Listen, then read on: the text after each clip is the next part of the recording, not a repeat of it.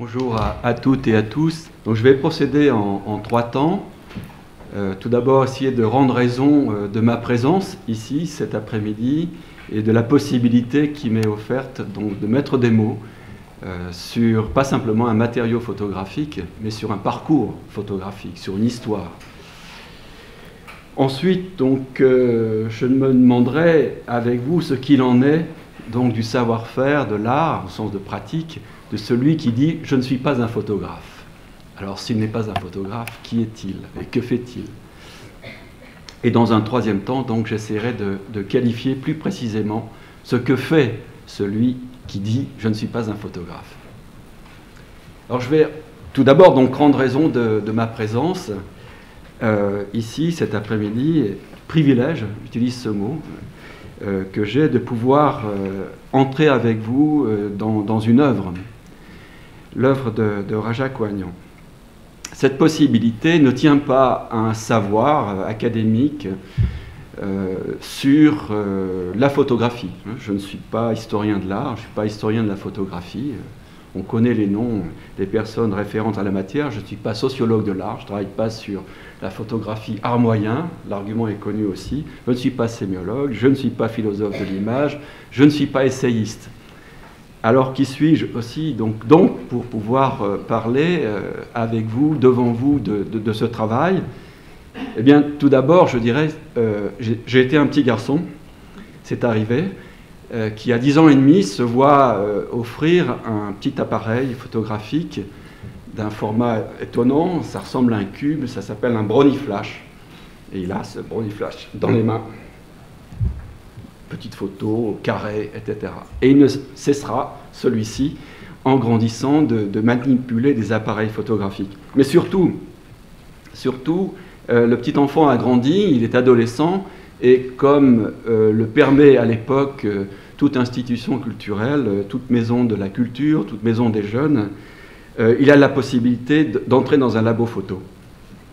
Et à ce moment-là, de commencer donc à découvrir ce que c'est que le format d'un papier, la qualité d'un papier, de travailler à l'agrandisseur, comment passer d'un format très très limité, le plus courant, le 24-36, 24 mm sur 36 mm, un 9-13, un 13-18, un 18-24, voire à plus grand que cela. Donc l'opération même de l'agrandissement, on y reviendra tout à l'heure, elle prendra un autre sens tout à l'heure pour parler du travail de Rajak. Et puis, surtout la chimie.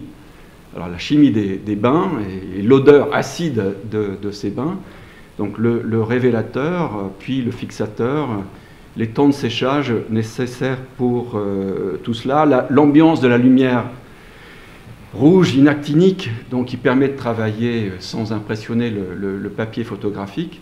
Cette expérience-là est décisive, absolument décisive pour moi, parce qu'elle me permettra un jour, beaucoup plus tard, de comprendre la formule d'un très grand monsieur de la lumière, un grand directeur de la photographie, La Belle et la Bête, La Bataille du Rail, les derniers films de Wim Wenders, Les Ailes du Désir, voilà, c'est Henri Alécan.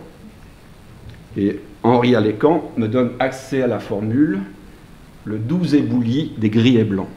Il ne parle pas du noir et blanc, mais le 12 éboulis des gris et blancs. Donc, quand on a eu la possibilité de travailler dans un labo photo, sur le noir et blanc, à l'époque, je ne pouvais pas travailler, nous ne pouvions pas travailler sur la couleur, on a accès à cela. Donc l'art de la nuance par les gris et blancs. Voilà, ça c'est donc une raison immédiate, modeste. Voilà, je pratique la photographie et je sais ce que c'est que l'odeur d'un bain acide. Mais il y a une autre raison donc, de ce rapport au travail de Raja qui tient à ma compétence, à ma compétence de chercheur. Je suis politologue.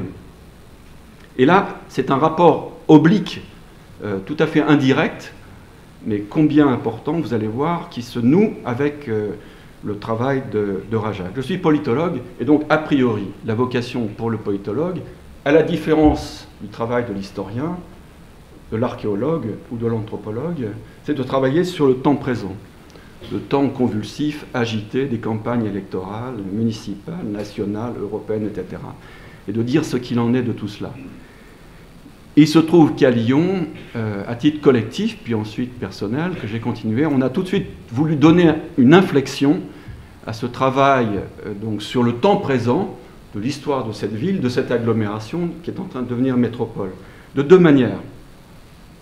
Premièrement, en accordant une très grande importance, quoique tenue au temps immédiat de l'action politique, au jour le jour, en accordant donc une très grande importance à l'histoire et aux coefficients d'inertie, mais au sens de dynamique énorme qui résonne dans le quotidien de la vie politique lyonnaise.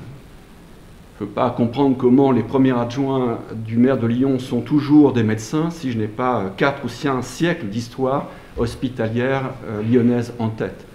Je ne peux rien comprendre à la relation entre franc-maçonnerie et histoire de l'Église catholique romaine à Lyon ou des églises protestantes si je n'ai pas 2000 ans d'histoire dans la tête. Donc, impossibilité de travailler, en tout cas dans cette ville, sans donc intégrer ces coefficients énormes que l'histoire donc apporte à l'actualité politique. Mais une deuxième inflexion a été donnée à notre travail à Lyon très très rapidement.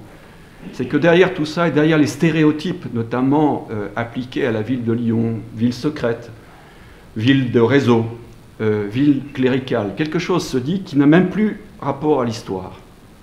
Le secret, c'est Pythagore, autant que les blanquistes ou les léninistes du 19e, 20e siècle. Le réseau, les grands réseaux monastiques qui datent de l'âge de Cluny et les précèdent très très largement. Donc quelque chose échappe à la scansion historique vers quoi il faut pouvoir se porter. Et si je dis ville cléricale, oui, pourquoi pas, je dois dire croyance. Et la croyance n'a pas d'âge. Donc je dois être rapporté à ce moment-là à un temps qui n'est pas le temps historique, qui est un temps hors du temps historique, qui est le temps de l'humain lui-même, tout seul, nu, en quelque sorte, qui est notamment le temps de la croyance. Et quand on se porte vers ce temps, qui est le temps hors du temps historique, on a affaire à un temps qu'on appelle anthropologique. C'est le temps de l'humanisation elle-même, le temps de l'humanité elle-même.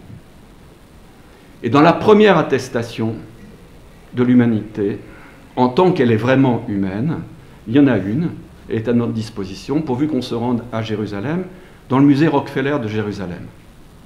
Dans le musée Rockefeller de Jérusalem sont exposés les restes du premier homme dont on est absolument certain qu'il a été inhumé selon un rituel. Donc la première attestation d'une humanisation absolument avérée, vérifiable, elle est là sous nos yeux, je la cale à moins 100 000 ans avant notre ère. Donc 95 000 ans avant les religions monothéistes, etc., dont nous dépendons culturellement. Le rituel, la compétence rituelle, la ritualité, donc, relève d'âges qui ne sont pas des âges scandés par l'histoire. On a affaire à autre chose.